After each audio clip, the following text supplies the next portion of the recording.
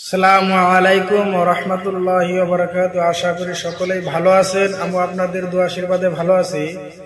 আমি এখন আছি উত্তর দিনাজপুর বাঙ্গাল কিষানগঞ্জ থেকে অল্পটুক দূরেই একটা মাদ্রাসা আছে।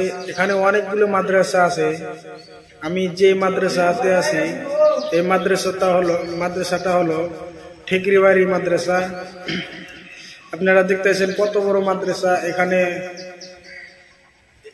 এই বছর বর্তমান ছাত্র আছে 1150 বা 1100 মতন ছাত্র আছে। আপনারা ভিডিওটা দেখতে থাকেন, আমি আপনাদেরকে পুরা মাদ্রাসাটা ঘুরে ঘুরে দেখাতেছি। আর আপনারা ভিডিওটা প্রচুর পরিমাণ শেয়ার করবেন, সবাইকে এই মাদ্রাসার বিষয়ে জানার জন্য ভিডিওটা যত পারেন শেয়ার করেন।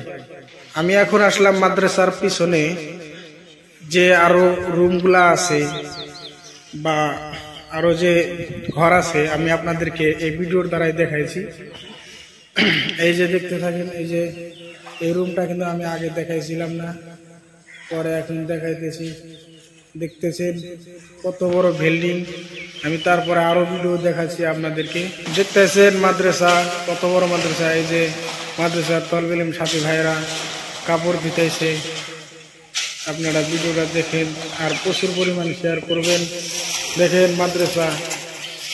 আমি এখন আছি, আমি যেই রুমে পড়াশোনা করি দাওরা হাদিস, এই দাওরা হাদিস রুমের উপর রুমে।